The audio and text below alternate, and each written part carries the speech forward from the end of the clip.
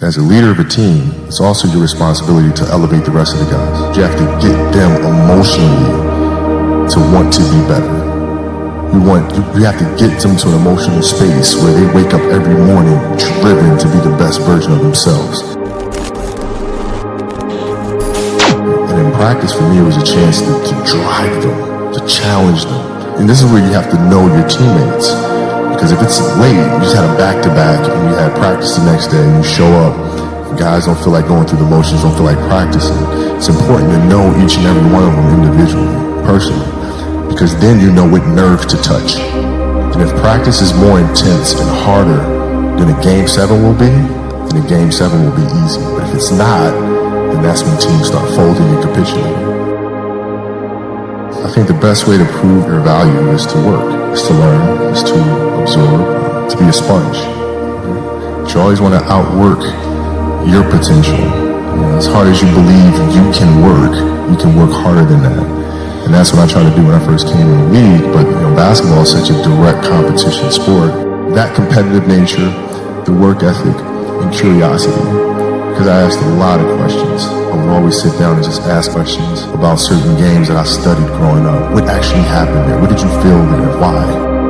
I always dreamed as a kid that, it was possible to score 80 or 90 or 100. I always just had a dream. Sometimes you lay down in bed and you visualize things. I'd imagine playing for the Lakers, and I'd imagine what the uniforms look like. I'd imagine who would be playing, and the smell of the arena and all sorts of stuff. And I would see myself, getting hot. So you just keep dreaming and dreaming and dreaming, and before I go to sleep, I'm like at 120 points, And so when you grow up, downloading that into your brain over and over and over, and then, that summer, I made 1,000 shots a day. 1,000. And they weren't just shots, it were shots that you saw in that game. They were specific shots. It was coming out of the corner, going to the pinch post, footwork in the post, coming off the screen. It was very specific. So when you download that into your system and you go out in court and you're just executing things that you've done thousands of times before, and you have that dream, then that becomes possible. Rudy was one of my favorite films growing up. After watching that film, I come to understand if I could work that hard every day, being blessed with the physical tools that I have, what would my career be? And I made a promise to myself from that day that I was going to work that hard every single day, so that when I do retire, I have no regrets. And that was the most important thing for me, is to leave no stone unturned, get better every single day. And if I lived that way, then over time, I'd have something that was beautiful. And that was my philosophy. It seems like a pretty simple one, but if you live your life to just get better every single day, and do that for 20 years, what do you have? Basketball for me was the most important thing.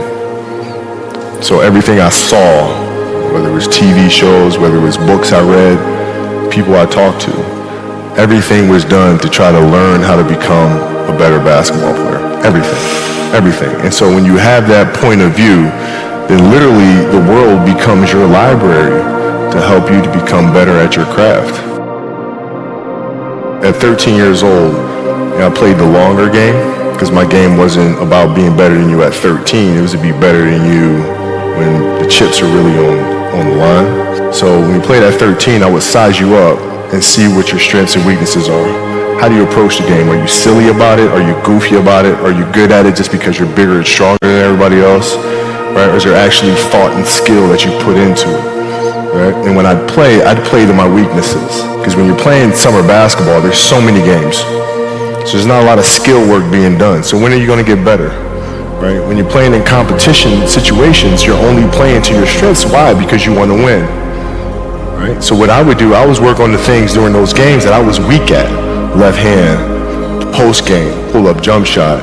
Right? So I have a strategy. And so then fast forward to when I'm 17 and my game is completely well-rounded, and that player at 13 that I saw at 13 is still doing the same at 17, now you got a problem. I see a lot of players take vacations with other players that are close friends. It's just to take vacations or just hang out, just to hang out. I never did that. Why not though? Why didn't you do that? Well, because when I retire, I didn't want to have to say, I wish I would have done more. I don't want that. What were some of the factors you looked at on how to improve your game season after season?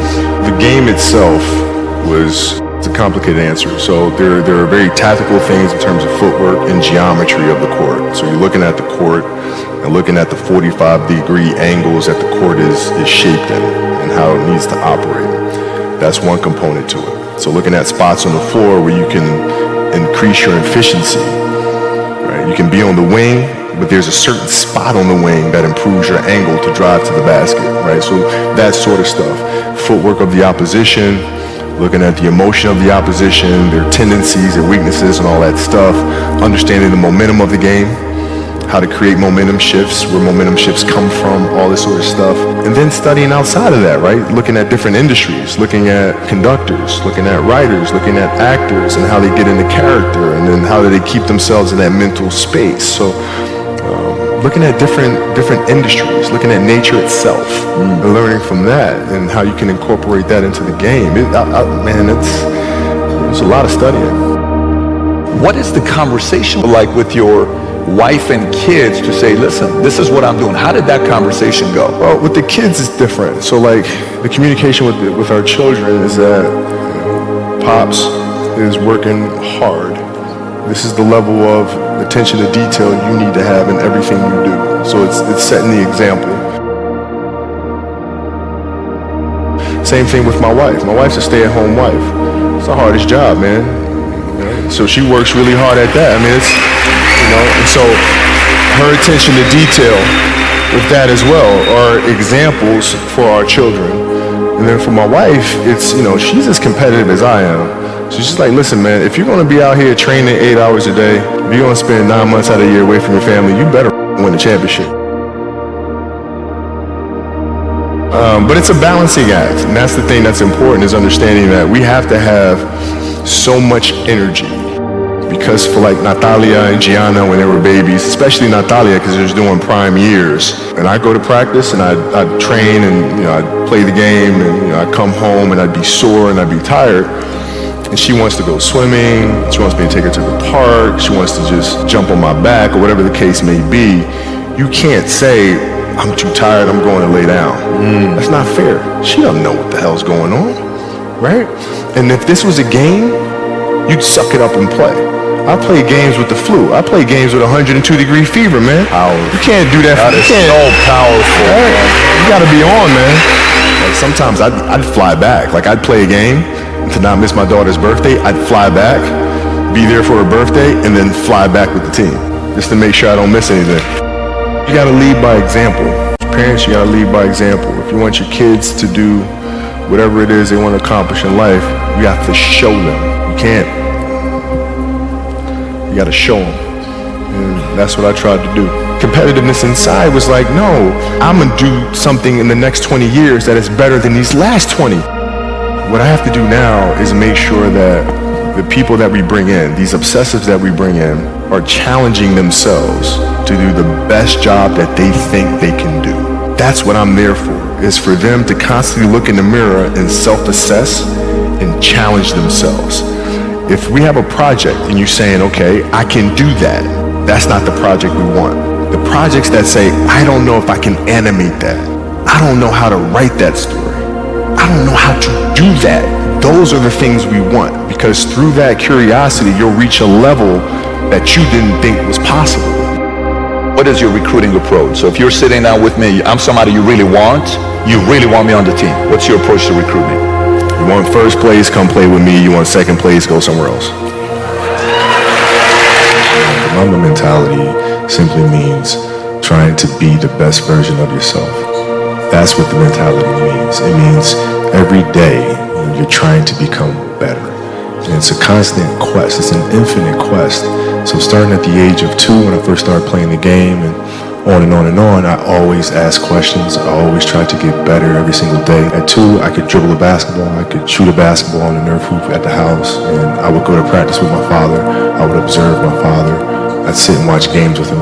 I just constantly looked for things to learn from. I'm very observant. I think the greatest fear you face is yourself, because we all have dreams, and it's very scary sometimes to accept the dream that you have. And it's scarier still to say, okay, I want that. It's scary because you're afraid that if you put your heart and soul into it and you fail, then how are you going to feel about yourself, right? So being fearless means putting yourself out there and going for it. No matter what, go for it. Not for anybody else, but for yourself. My goal has changed drastically as I got older. It's like as a kid, I said, I want to be the best ever. Right? And now you go through your life and everything you do is try to be the best ever, be the best ever, be the best ever. And as you get older, you start understanding that those things are very superficial things. Right? And everybody has a different opinion about it. No matter what you do, I can win 20 championships. There's always an opinion on who's the best. Everybody has different opinions. And so I started really kind of understanding maybe that's not the important thing. Maybe the important thing is to how do we as a team grow? How do I help my teammates be better? So that was the first change for me. And then as I got older still, it became more about how are you inspiring others, right, to find themselves. That is the ultimate championship. So won 5 championships, that's great. Another team won a championship this year. Team's gonna win a championship next year. Those things come and they go. But what stays is how do you use your passion and use that to inspire somebody else to create their passion? And then how can they pass that on to the next person? That is true success. Dreams, it should be pure. I think a lot of times when we're born into this world, we actually wind up going backwards. And it seems like the more we mature, the more responsible our dreams become. And the more governors we put on ourselves and our ability to dream. So it's not a matter of pushing beyond the limitations or expectations. It's really a matter of protecting your dreams, protecting your imagination. That's really the key. And when you do that, then the world just seems limitless.